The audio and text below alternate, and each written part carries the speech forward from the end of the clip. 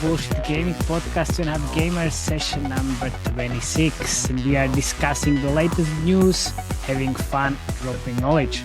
But let's not forget, this is a 4 a.m. conference discussion vibe, so please stop being so serious. And today we have Felix, Mr. Menban Braberg over here, Jakub, Mr. Vacation, Remiar, and myself, Matej, Mr. At Home, tired as fuck, Lančarič. Yeah, well, today we're discussing the latest news, and we will be asking each other fun, silly, interesting questions. Well, we'll see. Each of us prepared a few questions that others didn't see or hear before. So let's see how it goes. This is going to be a combination of fun and news. So hit the subscribe button, guys. We really appreciate it. But hey, so it's been a while. How are you? How are you these days, Felix, Jakub? Busy as hell right now, but yeah, I can't complain. Yeah. All right. Currently vacationing in the beautiful city of Slovenia, Ljubljana, and heading into Croatia tomorrow. So Slovenia is not Slovakia, right? Yes. Good old joke. Yeah. The best thing is that if you like select languages here in Slovenian, they call it like Slovakian. Do they? Yes. Why don't you just invade them? It should just be one country, Slovakia. Let's just make it one. Like, I just decide Slovenia, Slovakia. Just call it one thing. We're not even neighbors. I mean, it's kind of trendy these days. I'm hearing a lot of invasions into your neighbors. Hearing a lot of problems, not a lot of solutions. Oh yeah, that's true. Well, okay. Yeah, it's been a big news week last week. Yeah, like, it's true. Yeah, it's a lot true, of stuff happened. Yeah, a lot of monopolies throwing their weight around. Yeah, we should discuss these free news, basically free topics, and then let's do the questions afterwards. So it's called Better Ads Experiences by Google. Then we're going to talk about Apple and the new App Store Ads Today tab. Fucking terrible. And then again, Google joins bidders on Macs. Okay, pretty interesting.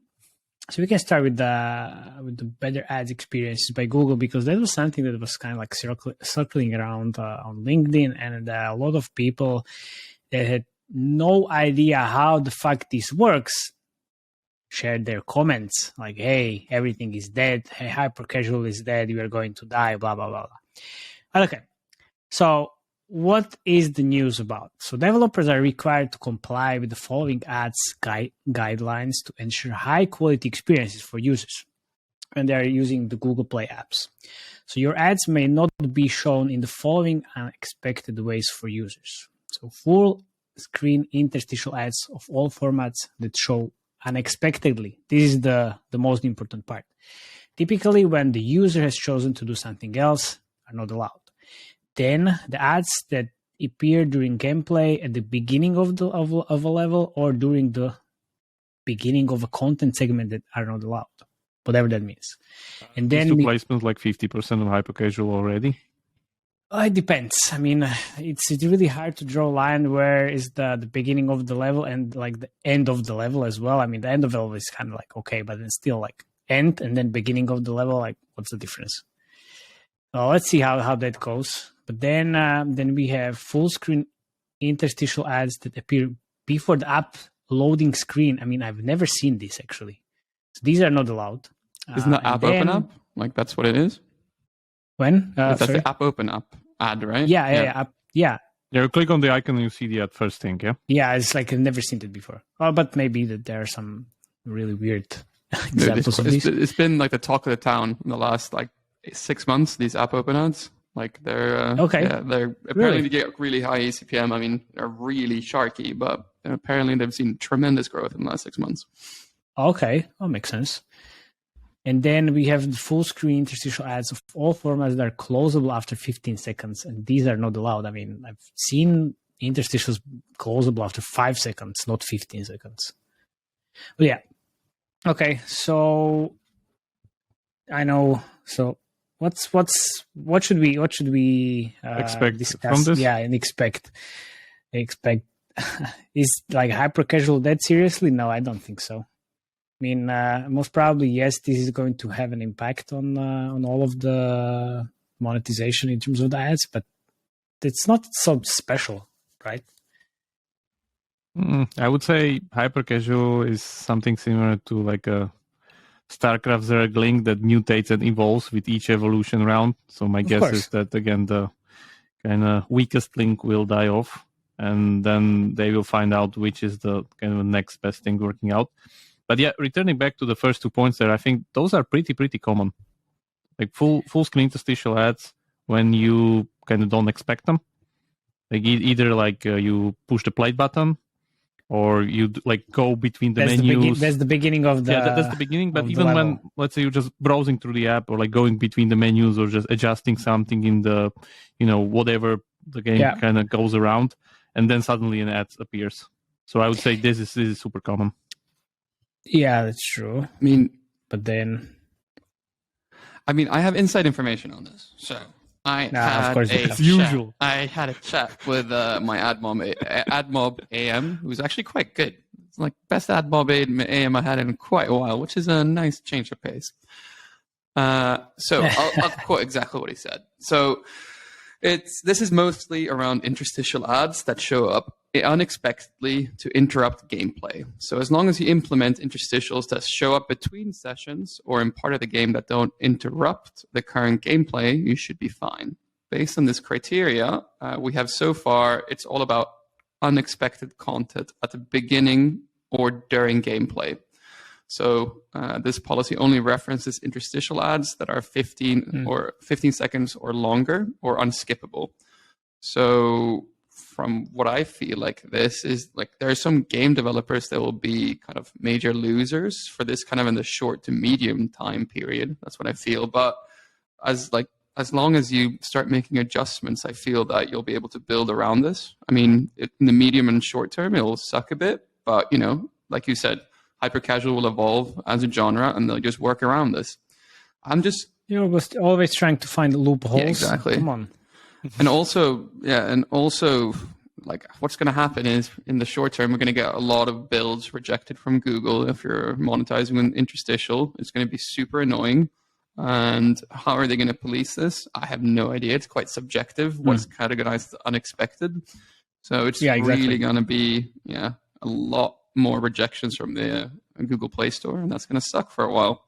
But in just like what I saw in like LinkedIn, everyone was freaking out, and I was like, no, this is not hyper casual killer, like nowhere near it. Yeah, no way. Especially after speaking to Google, like it just sounds like, they'll bust some offenders, you'll get rejected, and you have to change the ad placement. No, because this was released on 27th last week, and it was like really quiet, and then suddenly out of nowhere, like, oh wow, everything is going to die, we're fucked. Like, come on, guys, seriously, why? But I get it. It's just like IDFA, Apocalypse, all these bullshits. Super clickbaity. Yeah, my guess is that a lot of apps are gonna, as Felix said, build rejections, and they will just need to kind of polish out their ad placements. But this doesn't say, like, they don't really exclude or prohibit the thing where the ad is still unexpected, because between the levels you kind of expect another level, but then you get an ad, which is still allowed. So my guess is it wouldn't be that big of a hit still, even if like we take those let's call them kind of a shitty ad placements. So still, it's not really like that big of a hit, even if we take those, because it doesn't say anything about rewarded ads, which I guess. No, they're going to be fine. Rewarded ads are still there. Banner ads is non-effective. It's just around interstitial ads and app open ads. They're putting some guidelines that you have to follow.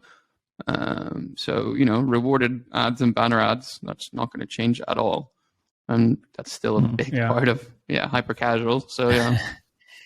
But Rima, you place a couple of ad placements in your game design days. Like, do you have any suggestions where you can put interstitial that's not as annoying as before a level? Don't use interstitials. Try to use rewarded more. Exactly. Oh, really? Why? Interstitials are a big chunk of the revenues. Depends on your strategy, but I would say rewarded are always better because rewarded always kind of has that incentive behind it that you want to use the content of the rewarded reward in your continuous gameplay, whereas interstitial kind of pisses you off and you want to kind of leave the app, you know. It's true, it's annoying, yes, of course, but it can drive a pretty significant revenue. It can, but it's kind of a short-term solution, or like, you know, I would say rewarded are much more kind of a long-term thinking here. But it's just a different type of the money. I mean, look, so you need to find the balance between annoying people and earning a good amount of money. Yeah, like it's a you know, mathematics between retention. Like if you're gonna lose those users anyway, why not put interstitials there? That's of course there. So I have a conspiracy theory here, or not conspiracy theory, because I think I'm actually right on the money. Because 2 weeks before AdMob released these new guidelines that will hamper interstitial, they have been pushing me for literally like 2 meetings in a row, quite hard, on trialing rewarded interstitial, which they rolled out gradually and is now fully rolled out. So I think this could also this could also be a push to get people to really adopt the rewarded interstitial ad format, which is not covered by these guidelines. So could be that as well, which wouldn't surprise me.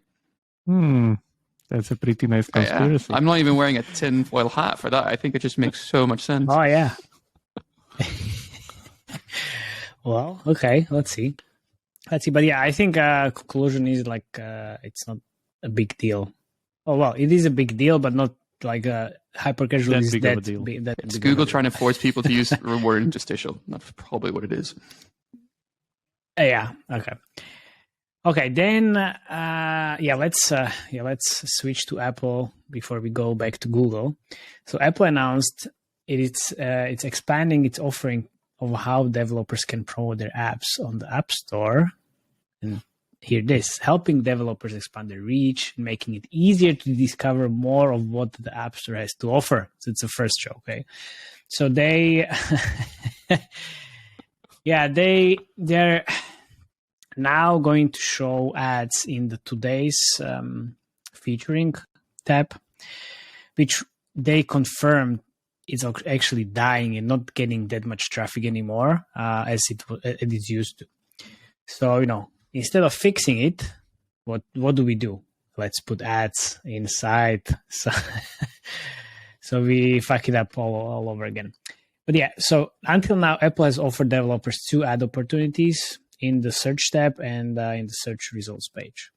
And this is the biggest joke from the article. And I'm going to quote it. So both ad placements have been a tremendous success for developers, helping them find users who may be interested in their apps, according to Apple.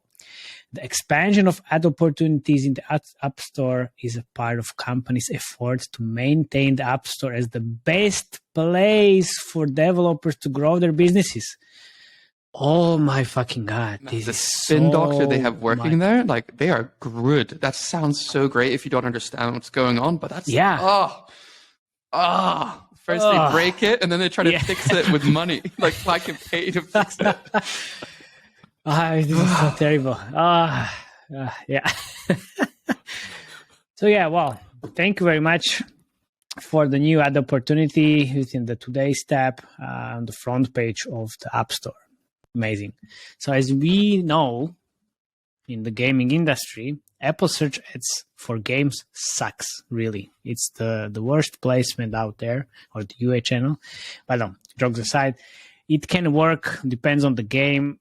10 out of, taking that back, 9 out of 10 games that I managed before, I couldn't make it work. There is one game I could make it work, which I think is just a big exception. Is that because the scale is really bad? So, well, the thing is, it's a very different UA channel. It's based on the intent. So, you know, if nobody wants to search your game or game genre, then you just can't force people to do it. It's just you can build a clone. Way. So, yeah, it's sure. Yeah, it's you can do that and then try to steal the the original game's traffic, but most probably not going to work because it's going to be expensive as fuck. Wouldn't this work like on like viral or seasonal things? There's like Olympic Games or yes, Euro of course, or something that people search a lot, and then this kind of placement works. Yes, there's also a correlation between TV ads and the search volume. Makes sense because you see something, then you're trying to search for it, and then bam, instead of not paying for the organic traffic which you would get anyway, you're going to pay for it. Outstanding move. Yeah, I mean, it's true that this can work to a certain extent on iOS traffic, of course, because it's Apple and that's all the privacy bullshits they have in their hands. But if you want to just rely on Apple Search as a main pillar of your UA channel or UA strategy, that's not going to work. Unfortunately, no. Even with 10 more ad placements, maybe 10 more ad placements, that would work, but we will never know, because they already said we are not expanding any of these placements before. How's the cadency of them adding these ad placements? I have no idea. One in a year or something? Maybe. No, I have no idea. This is no bullshit game podcast. I just want to know, so that one gaming company that you said you made it work, what was the scale? Yeah. How much can you spend on search ads before this? Maybe $2,000 a day, $3,000 a day? Not more, right? Yeah, right now it's $1,000 a day only in the US because all other geos were not as good as the other channels. I mean, they were pretty good, but still, if I can get better results on different channels and I have a limited budget, then I move the budget elsewhere. That's just how it is. But it's true that they are trying to work and expand the geos and everything. But still, look, I wanna target payers. That's how it is. Is that data not rolled in? I know this is search ads? Well, you have the post specs, but you need to have the MMP to get those post specs. And yes, then you can have keyword level revenue or LTV as well, which is of course really useful. But still, I mean, it's not. Yeah, you just can't scale only on Apple Search Ads. On the other hand, in the world of apps, the Apple Search Ads is just the must. I mean, that's just top one, top one UA channel. In terms of games, not that much. So let's be really candid what actually happened here. Apple rolled out the ATT tracking framework for our privacy. User acquisition on iOS went to shit. Now they're expanding ad placements from 2 to 3 on Apple Search Ads, and they're going to make $20 billion probably after this change. 100%. Thanks, guys. And also, back in days, outstanding move. Outstanding move.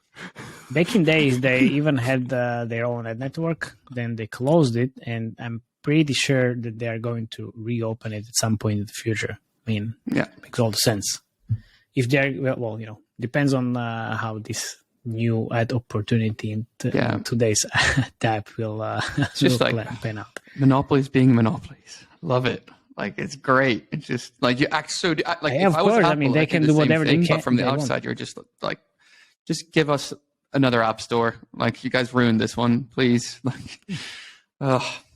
Yeah, restart the whole thing, please. It's let's get back to 2010, exactly, the good old days, or 12. Right. Yeah. Okay. Don't worry. Of course. How VR and metaverse. All right. So can I move on from one monopoly back to the other one? Yeah, let's do that.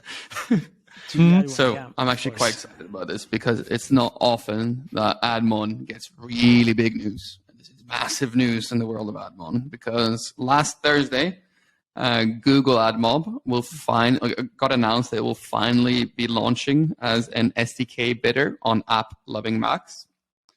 Let's be clear here. This is really big news for AdMon and kind of my wheelhouse. So just a little background before I explain why this is really big news.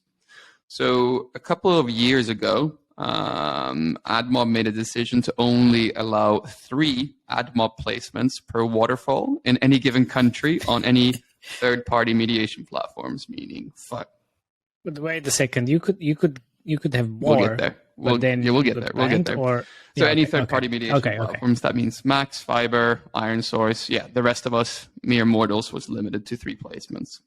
So this meant you could only call AdMob, for example, at $30, $50, or $10 in, let's say, the UK. And AdMob would only fill at those 3 placements, meaning that the biggest ad network in the world, you only have exposure to the biggest ad network in the world in 3 locations in your waterfall. So this will massively reduce the amount of AdMob fill you're able to get as a publisher. So why would AdMob make a decision like this that would net publishers and themselves less money and less inventory? It doesn't really make that much sense until I got pitched by AdMob on their mediation platform, and their key and main pitch that they said was, with AdMob mediation, you're able to use as many AdMob places as you want. A cynical man would say that AdMob was using their dominant position to create an artificial reason to push developers to their mediation over competitors. An even more cynical man would say that Google did this because their mediation has been lacking and falling behind competition, so they needed a really good hard sell to compete against other mediation platforms. Maybe I'm not a cynical man, but that's what a cynical man would say. So how did AdMob police this 3 placement rule? So they tracked ad requests, and if they saw that you had more than 3 placements, you got massively throttled, and usually saw your ad revenue from AdMob decrease by 90 to 95%. Then you had to remove the placements and wait for the Google algorithm to bless you with increasing their traffic again. And you could never speak to anyone at Google about this because it was a separate team that handled all the complaints, which was painful. So you had no idea for how long you were throttled. And sometimes you could sneakily, I never did this personally, wink, and maybe sneak in 1 or 2 AdMob placements, and you see like your revenue go up by quite a lot. You're like, oh, this is great. And then you get busted, and then everyone screams at you because, your revenue's dropping by a lot. So the big news now is that AdMob bidding will be coming to max mediation. And this is big news now because this will get publisher to get exposure to AdMob across their whole waterfall instead of just 3 price points. So what I'm expecting to happen is that eCPM from AdMob probably will not change that drastically, but the fill will increase a lot. So remember, ad revenue is fill plus eCPM.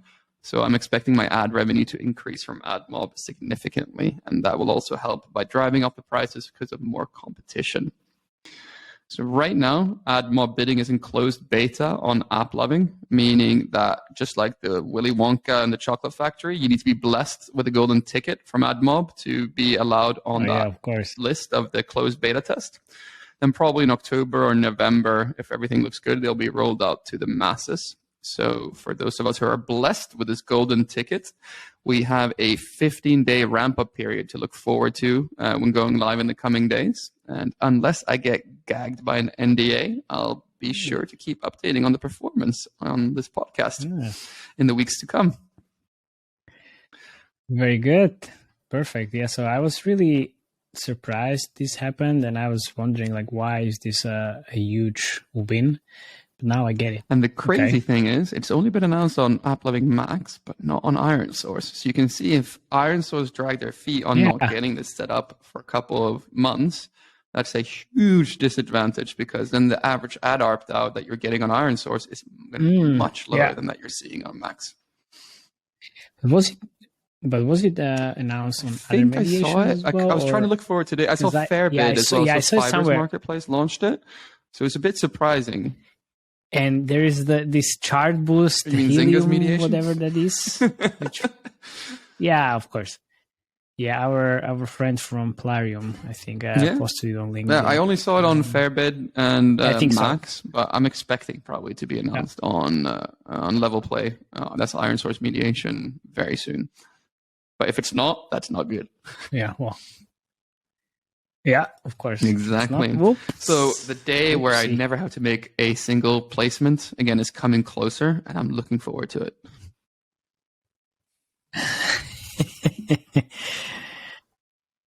Do you think this is somehow related to the IronSource Unity merger? No. Yeah, I don't see how or why. Why? I think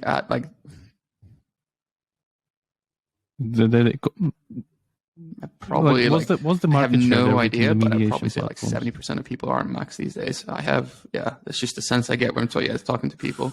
They spent $250 million last year to get people to like come onto their like mediation. Disregard my question.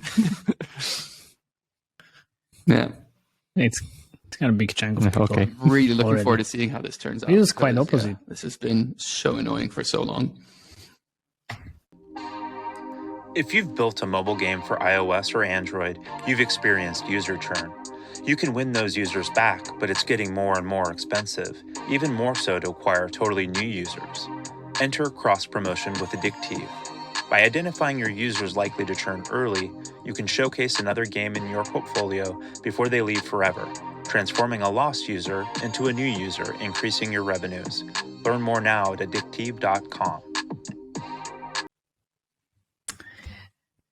Well, good news. Good news then. Yeah. Good news. All right. Yes. Should we go to the questions? So, for all of us that are listening, this is pure fun segment. We have no idea how this is going to pan out, but let's see. So I will start actually. So nobody knows what I prepared, and I have no idea what these two gentlemen prepared as well. But I will make this first question super easy, to warm up. So this is to both of you, and I'm not reading my messages. I'm just, looking at my iPhone to read the questions. So what would you ask Mr. Mark Zuckerberg and why? And Jakub, why is it about VR?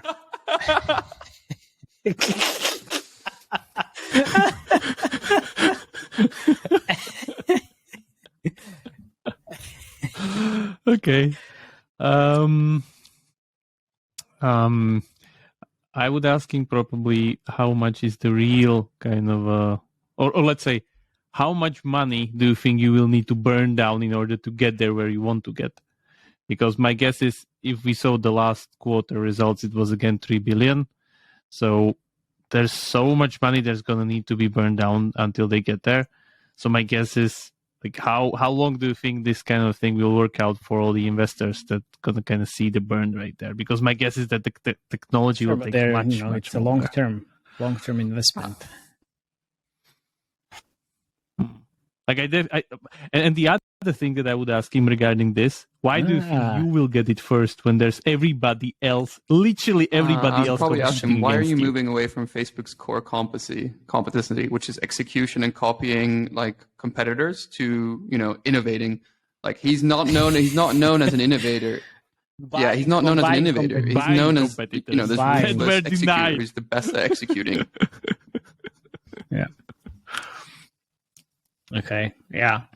Oh, executing and then buying Instagram, right? That's WhatsApp, execution. all these other. Yeah. Okay. True. Okay. Yeah. You can go. You can go next. So we actually. I'll ask my first question. I thought we were supposed to write questions separate for people, so I actually made a special one from Remo. Yeah. Let me ask my first one. Let me ask my first one for Remo. I have separate questions. How much luck is involved in game design? And what's more important, luck or solid game design? Wow. So first thing, you need to have both. And the worst thing is that the luck factor, if everybody knew how big it is, nobody would be making mobile games. That's my answer. It's like 40% or something. Like, I don't know how much, but just look at the Supercell graveyard. It's like so hard to really make games that makes a lot of impact and that are like that good. Because even if your game design is super solid, everything's great, suddenly the market's not there. Suddenly it's not working. Suddenly the CPI is too high. Suddenly the retention is not too big. Yeah. And the game's perfect in the end, like even from player standpoint. So my guess is the luck is really big, like more than 30%, definitely like somewhere in 40%, in a way that really good timing, really good market conditions, somebody isn't fast enough to copy you or pollute the marketing prices with the high CPIs in order to scale, to be stuff like that. The right time, in the right place. Can I ask a follow-up question, because Matej kind of links to this one? So, Matej, how hard is UA really for mobile games, and how dependent are you simply on how well the game monetizes? So the luck factor plus game design, so it's basically branching out to here, like how much of what you do is just dependent on how well the game monetizes. No, the thing is, like I always say, because everybody wants to scale their game. And I think it's super easy because you hire this UA ninja, whatever, and it's like, yeah, okay, you can scale my game. And if he couldn't do it, then nobody could. But the whole marketing spend and scaling and growing the game is actually, I think, more on the game side rather than just the UA side, because it's the LTV of the game always dictates how much you can scale. So even if I can do all these like hacks and tricks and whatever, creative optimization, channel diversification, and whatever other buzzwords I can just pull out of my ass, it's just not going to scale if your LTV is 20 cents. I mean, I can do whatever, but it's just like impossible. So the UA is per se is like very easy. Anybody can just, launch a campaign. I mean, you can just do it in 10 minutes. But then what? That's the most important question. And also, like, yeah, I would definitely rely on the game design and the whole monetization of the game. There we go. There you go. There you go. Okay. There you go. Let me do with my favorite one. This one goes for Matej, but also stretches to Felix. Will we ever get rid of the fucking fake misleading ads? Come on, guys, you need to implement it. Yeah. We get. So what the fuck? I mean, you already asked this like a million times before. You're not gonna, it's gonna be like that, unfortunately, because it's still, they apparently work. People, they want to see them and they click on it because it's interesting for them. Whatever, I'm not sure like why, but whatever. And as soon as people are going to, click, install, and then pay afterwards, everybody's going to do those, unfortunately, because, I mean, there are these like fake ads which are really funny, and I know like they're definitely not connected to gameplay, but then there are these like very aggressive soft porn related ads. If you do those ads, that we discuss. Like seriously, stop it. And I hate you. You know how many complaints I get about it? It's really, I mean, no. But can we at least acknowledge that there was a time in mobile gaming when this method was not used and the games were you remember with let's say there like was normal definitely ads. a time, but you remember us at Pixel Federation like 7 years ago. We had a train station game and we had this mini game which we then actually ported to what was the RegioJet, the company called RegioJet, and we just ported it there, and we used it for creative for the campaigns, and it was fucking amazing, like best campaign or best creative, best KPIs ever. It had nothing to do with the gameplay. It was just a mini game pulled out of our asses, and there you go. It worked even before the fake ads were fake ads. So unfortunately, it was always here, but I guess, yes, there were the times when we had real gameplay, but then, UA people and the companies will do whatever it takes to make money and reach the goals. Follow up, I guess, for me. That's how it is. Care. As long as I don't get complaints and like bad reviews, I don't care. Yeah. Yeah. Yeah. Okay. So I have. Okay, let's move on. Fuck's sake. Fine. Maybe in VR it will be bigger a problem. So Felix, now after the non-intrusive ads release, like what would you ask Google after this release and after the release of the max mediation bidding? Like, what are the plans or whatever you would ask now? Like, hey Google. Ask him first. I would ask him like a question. Just how are you prioritizing your own mediation platform, and why was it kind of lagging behind so much? Like nothing has changed that I can see on it in pretty much like the last 2 years. It looks the same. Yeah. Like, nothing has really changed. And I was just wondering why they would deprioritize something, because a couple of years ago they were a dominant position and they just completely let it fall. And then, that's what I kind of want to know. Like, it would have been a great way to dominate the market for longer. Nice. Jakub, what would you ask a CEO of Sky Mavis? Because you're a big fan of Axie Infinity, so I'm all ears. Of course. I guess, how long did it take to realize that the Ponzi will not work when the money was flowing in? Oh my God. That would be question number one. And then question number two, what are you going to do with all those funds and capacity? Yeah, did you see the article about around? him moving some assets before the Clever guy. This hack actually happened? There were some. I said it before. I still think it was an inside job, and I will stick to it.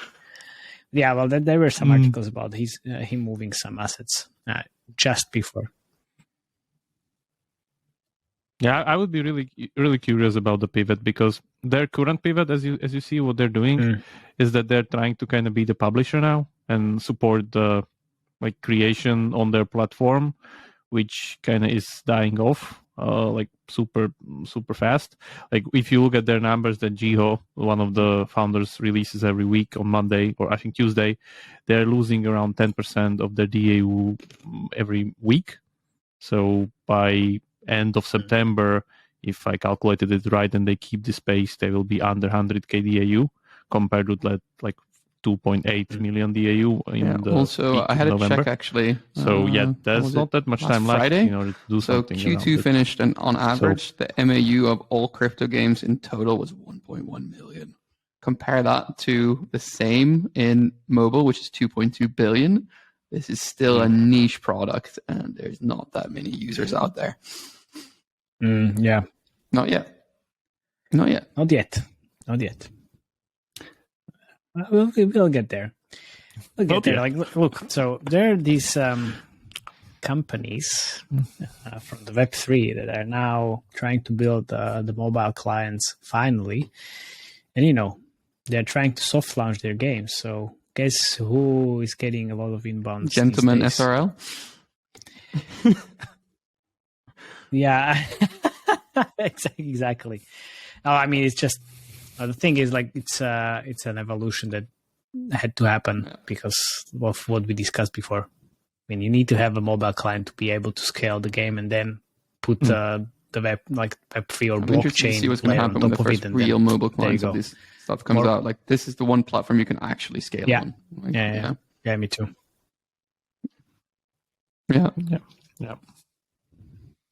Yeah, we'll see definitely this autumn, like how the Matej, can I ask you my question? Next question. Kind of let's say, how much fraud do you reckon is out there currently in the mobile UA ecosystem, and in percentage terms?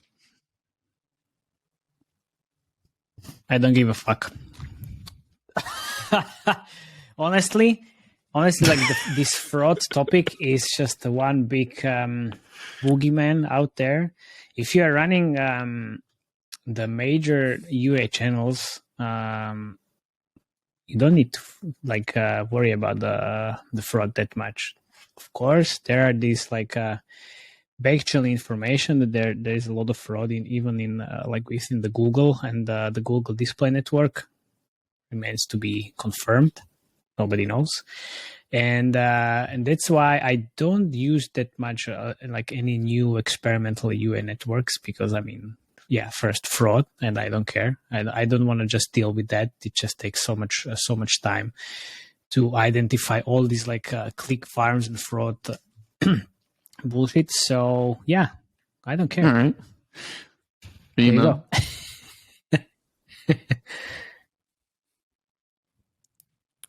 Yeah, I have a similar percentage one for you, but I guess maybe okay. less. I don't care.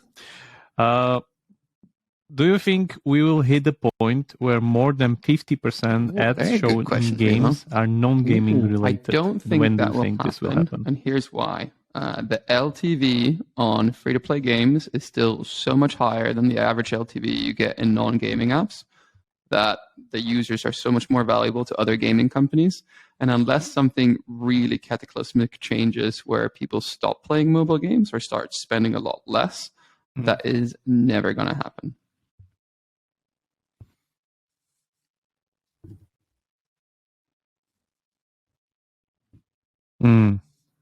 Because I've seen some analysis around like the overall store spending, whereas apps should take over games in like 5 years or something right now. Like that. Which apps would actually have higher LTV than some of these gaming apps? Like unless they actually change something in the App Store to actually make it harder to get the games, which actually might happen on iOS, but who knows? Yeah, but if you think about it, I think we discussed this on the Slovak podcast, right? That like the app business is growing like steadily year over year, and it doesn't show any slowdown. So why not? It can be a pretty big chunk. My guess is that they come up with gamification model. The thing is, like, it's going to happen like really suddenly when that happens. So everybody's talking super apps that will like have a higher LTV, and then it'll be worth it, and then suddenly, boom, it'll happen quickly if it does happen. But yeah, I haven't seen any signs of it yet because literally probably 98% of the games, or like the games I manage, like they have like nearly none like app revenue. We had quite a lot of branding, but like in May, that fell completely out of the bottom. Like it's completely disappeared.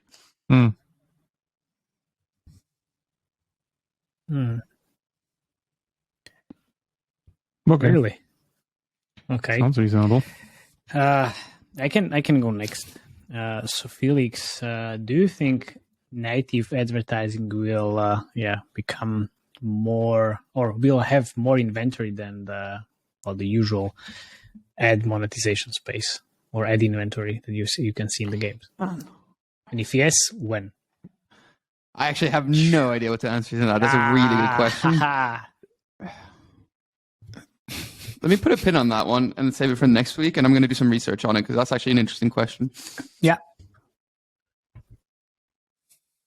Because what's happening now with the native is just it's really fluctuating a lot, and it's really unstable, because then it can get you really nice bump in revenues, really nice bump, like 3x of what you are getting at the moment, and then suddenly disappears in like 3 days. I mean, branding, like I said before, like you can track it from in May, how much has gone down, and like Procter & Gamble, all of these companies just not spending anything anymore. So yeah. There you go. Remo, in your opinion, what else, if you're willing to say, which gaming studio has had the most success due to luck? Mobile gaming studio. Yeah. What is going on in the luck? Name and shame. No bullshit.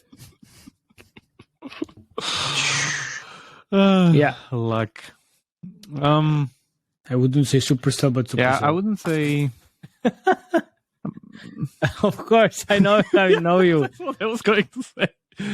Yeah, they were really lucky. They were really lucky in the way that they hit the exactly right time where it was the transition period between browser and mobile. But was it luck? But in the end, the design that they did is pretty solid in a way that. Yeah, that's the part of it, that it wasn't really luck, where they kind of successfully ported the Backyard Monsters and even changed it and polished it up. Same with Farmville into Heyday. Yeah. So it's like you need the execution. Any of the endless runner really luck, but true. Of course, the timing is part of the luck, if we can name maybe it some like racing that. studios as well. That were bought by Miniclip. I'll race. Yeah, that's more of a like. That's more of a like. You were their first luck, which is kind of a different, different type of luck. And then like even like when I look back into the years Matej said we work at Pixel, that was also part, like I would say luck part, where a game that was running on browser for like 3 years, 4 years, or I don't remember how long, and then suddenly it like was dying. The whole company had like 20K even on their bank account, and then what did they do? Invest in UA bits. There you go. And then suddenly the game started to earn revenue, and they could scale or grow the game afterwards. Yeah, like on mobile, it was a completely different beast than on browser, and there were literally like zero changes to the to the inputs and like the client stuff there. Like of course optimization changes, but not that if big of a kind of a you're change. talking about luck and Pixel Federation, so they had this decision to make. So to kill or not to kill Diggy's Adventure, which was like a long time ago, and it was on the browser only. So and they decided not to kill the game, and now it's the biggest revenue driver for the whole company. There you go. And it was I think it was pure luck, nothing else, because based on the KPIs and numbers, that game should be dead. There's like Pixel drives on these like lower KPIs. That game so it's kind of normal like for $2 million them, a month. It's its best days, so it's very not good. low KPIs. Sure. I mean retention numbers and stuff like that. Like if you have like 20% day one retention in like sure, but if you have day mobile studio, you 67 want or 8%, that's also like so. There you go. Yeah. So you can't just make a decision based on day one retention. Yeah, but it's as I said, like it's timing is usually the synonym for luck in mobile gaming. I would say it's like a big part of it. Timing is pretty much the luck. If you don't like just take the different side of the coin of that Clash of Clans story, that you are the Kixeye studio that created Backyard Monsters on browser, and then you like Will Harbin even said it on this last podcast, the Joke Games, that like they even look at Supercell and didn't think that they were a competition for them, and then don't you didn't think want to switch to mobile, and then suddenly Clash of Clans blew up. Like, this is Supercell. We don't think they're going to be a big competition. I was like, that's underestimating the. Could be, but still, timing is really. I got a question for Matej, but okay. That's the luck part. Then I'll do Felix. Matej. My last question. Okay. Ooh. Yeah, this is for both actually. If you could choose any mobile game on the market you could work on, which one it would be and why? Okay. It would be immediately, I have two. For two different reasons. So first of all, it would be Apex Legends Mobile because, EA, UA department, it's not that great in my opinion. So I would definitely love to work on that, and I love Apex Legends. And then there will be the second game, which would be either Garden's Case or Holmes Case, because I definitely want to work on more of these fake ads. There you go. Man, without a shadow of a doubt, if there you go. Picked up the phone and it's like, hey, we need your help to put ads in one of our titles, any of our titles, because it's never been done before, I'd be like, yes, yeah, of course, yeah. That sounds great. Yeah. Let me come and do that. Yeah.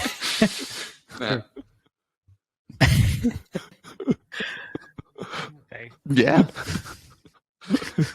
I can just imagine like, Felix, you want to put ads in our games? No way. See ya. All right, I have two more questions left for you, Matej, but I don't know if I actually have time to run through both. All right. Yeah, so will you get a 2.5 gamers tattoo when we hit 1,000 subscribers? Of course. Dude. Will you put it like as a tramp stamp on your lower back? Wall for painting. So of course next to your face. No, but it's like, on my right hand, there's a lot of stuff from, family related, and then my past and all of this bullshit. So most probably not 1,000 subscribers, but then no. Depends on how long we'll do this. Yeah, It's a yes. It's a yes. Okay, 1,000, and then I will get it. You can hit me, and again, we have more time. No, for sure. What was your question? I have like one more question for you guys.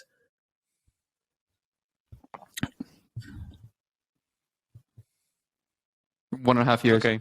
1.5 How many years until mediation gets completely automated and not needing human input? Wait, you can actually focus on stuff that actually matters. 1.5 years. So, like, there's a big thing in monetization. You need to do all the optimization things and like make sure everything works.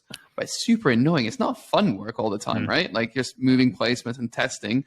The real fun stuff, I think, is just actually doing the game stuff. Like, coming up with new placements, testing new types of ad units. Like that's how it really adds like a lot of value. So if you do a great ad mon setup, like you increase the ad ARPDAU by maybe 20%. Sure, but if you want to double or triple your ad revenue, that's placements, it's impressions, adding new formats. That's what really drives it there. So I think there will be less ad monetization managers, but they'll move more upstream and work more closer with the game development people, and they'll manage way more games. So yeah, it will change and there'll be less of us, I think. Some of it, but like also managing like network connections because, they're still sneaky. They're going to turn into game designer. Yeah, like there still will be stuff, and like I'm sure they're going to come up with something manual a bit to do around the bidders. Like you can now set bid floors on bidders. So yeah, it's evolving. Wait, can I follow up with my question on Matej here? Okay. So I have a... How long until UA is completely automated? Okay, sure. Okay. Well, it was supposed to be already automated like 2 years ago when everybody said it's going to, like, UA is going to be I once said that to you and you got really angry at me. Again. So, yeah, maybe that's true. Maybe that's not. I don't know. No, but I think it's not 1.5 years. It should be. I think it's going to be even more. I mean, there are these attempts where you have different companies automating your different optimization activities, which is good because you can do that on ad networks. Like whitelisting, blacklisting these pub IDs up and down, which can be automated. But then you can't automate too much the Facebook and Google. I mean, it's already automated in a way, so you can slap automation on the black box. So yeah, good luck with that. So a couple years, also become maybe. A game designer then? Hard to say. No, most probably no. I'm gonna. Yeah, I had a similar question here. Like, if UA would be completely dead, would you be doing brand marketing? Not at all. Because there is no such thing. 15% of my ad revenue would say of otherwise. Of course there is, but still. I know, but it's like you have these discussions with some of the game developers, and it's like, oh well, we are going to do the brand marketing. Like, yeah, why? It's like, oh well, because performer is not enough. Like, yeah, of course. Like, you can put 100K on TV ads, or you can put 100K in normal UA channels, and you can then measure the performance and see what brought you King would disagree, better right? ROI. Easy. So yeah, I wouldn't be doing.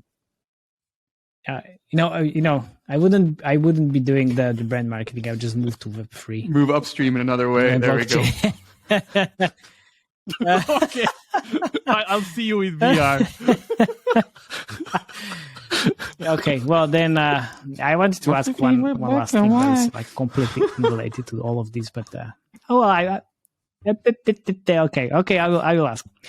And it's for both of you. And since we discussed this quite a lot in the past, like, what would you ask Mr. Banker Bobby Kotick, and why? You know what I would ask him? Go. I have nothing to say to him.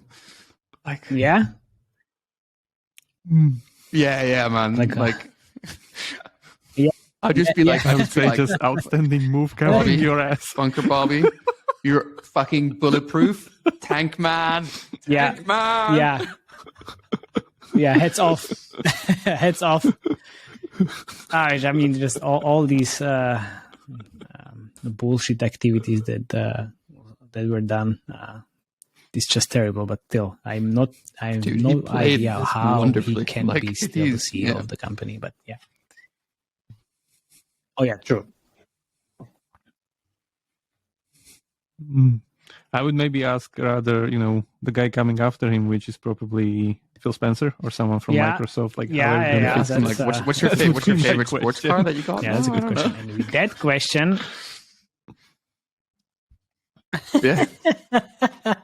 yeah, where are you hiding? Yeah, okay. And with that question, I think this was quite a lot of fun, actually.